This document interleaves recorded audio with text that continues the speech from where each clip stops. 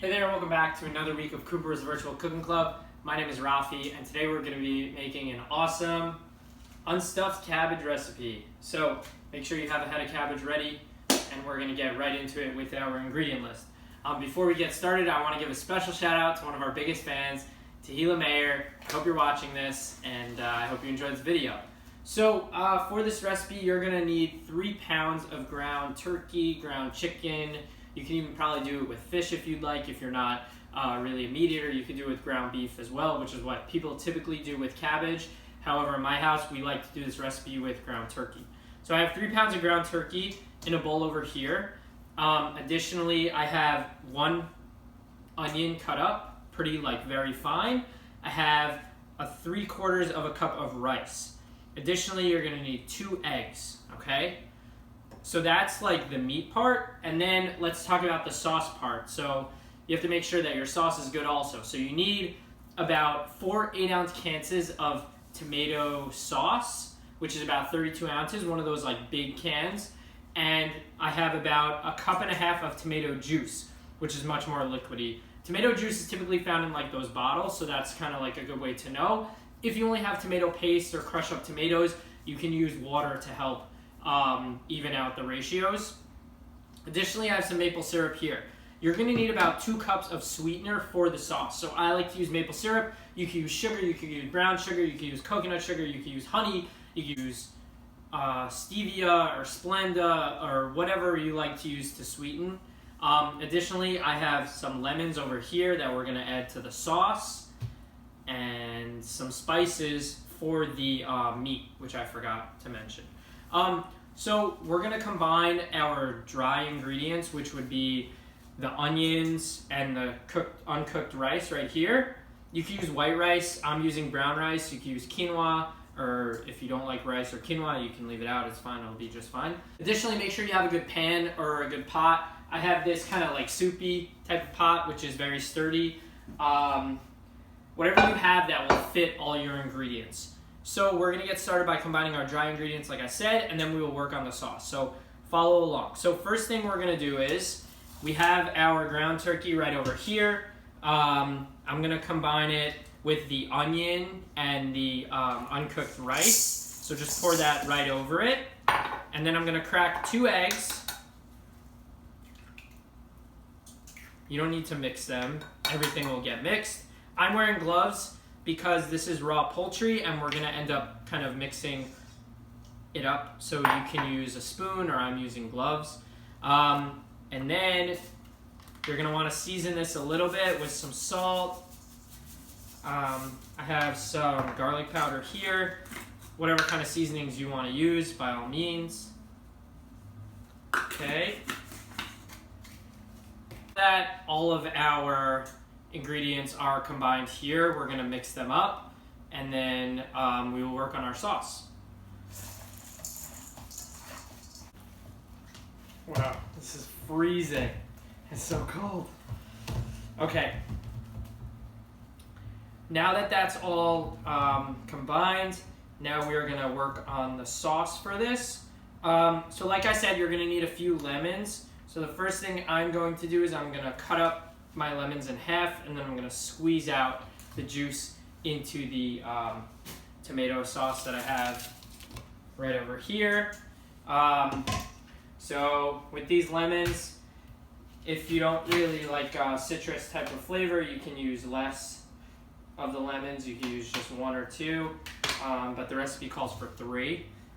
I try to get the pits out when I cut it, but I'm not always successful with that. So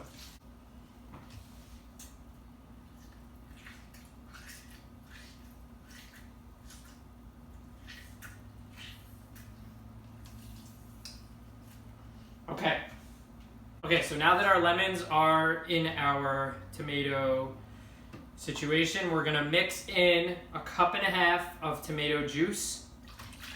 Okay, and I mixed in 1/4 cup of water earlier, so make sure to do that. And now I'm going to add in about 2 cups worth of maple syrup, if I have 2 cups worth. If not, I will just add some honey. Okay, looks like I don't have enough maple syrup here. So I'm gonna add in some honey for the rest of this. And then I'm gonna add in a few raisins into here. You can also add in the raisins once it's already on the pot cooking. Okay, so I have my meat here, I have my sauce here, and my cabbage leaves. You don't need to cut them up so finely, you just need to be able to kind of like separate them a little bit. So that's what I did.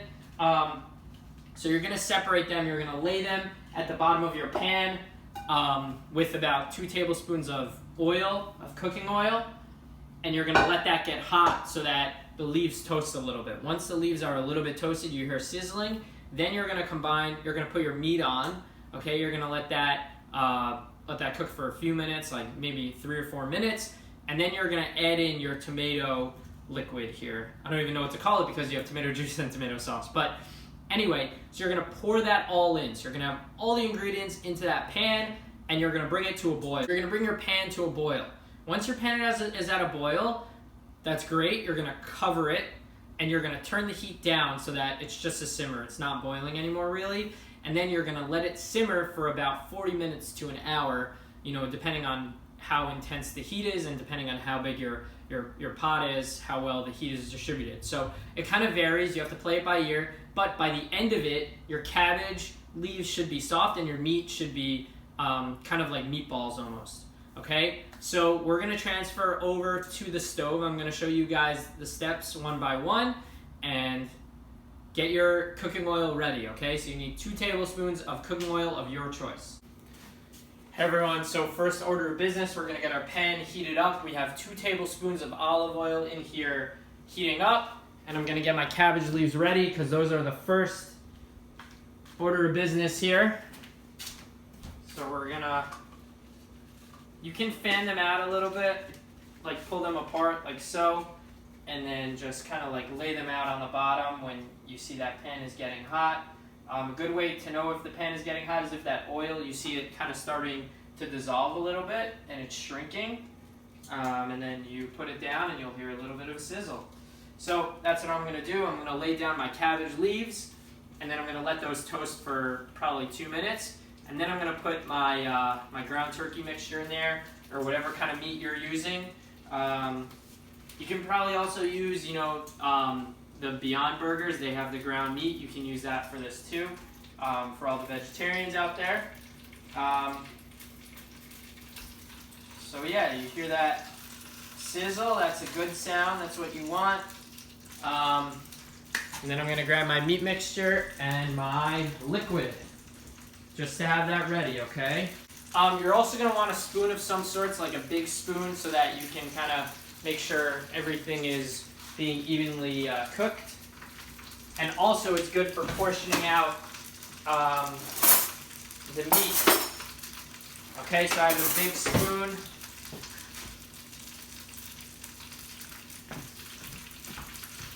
So I have my big spoon over here, which is being put to use right away.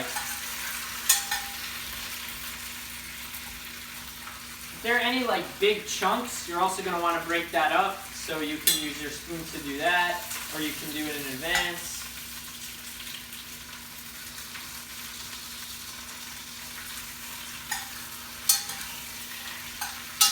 Okay, so I have my cabbage, and I have my big spoon, see? And here's my, okay, so you might ask, what's that? Why does it look all burnt? So the tomatoes I got to make for tomato sauce were fire roasted. It was the only thing that was available in the Cooper house, so we're gonna make do with that. And here is my ground turkey. You see the onion in there, and you see the rice, and you see the egg mixture.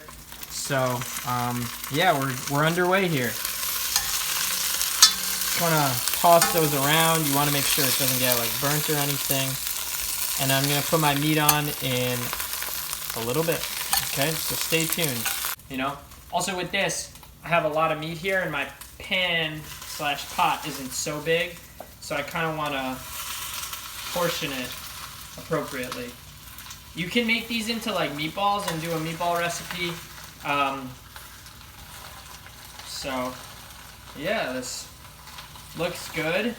I want this to shrivel down a little bit. That's what happens with the cabbage also. The cabbage has some water in it, so it'll shrivel down like a lot of other vegetables. And when you're pouring your liquid mixture in, you might want to do that slowly. You might not want to just do it all at once. You want to let it settle down a little bit in there.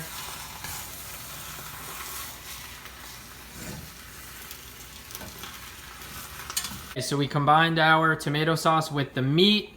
You see here we're coming to a boil. I want it all to boil, not just that side. I want the whole thing to kind of boil. And I have some tomato sauce left here in the bowl. I kind of want to wait for this. Oh, boiling over. Okay. Now what we're going to do is we're going to turn our heat down a little bit. So that's more of a simmer than a boil. So you see how that kind of slowed? Okay. And you can wipe off the edges over there to make sure that you don't get your stove all dirty like I've done. Okay. All right, so like I said, this can simmer probably from anywhere from 40 minutes to an hour. Really just keep an eye on it and check on it. You don't want to burn this. Okay.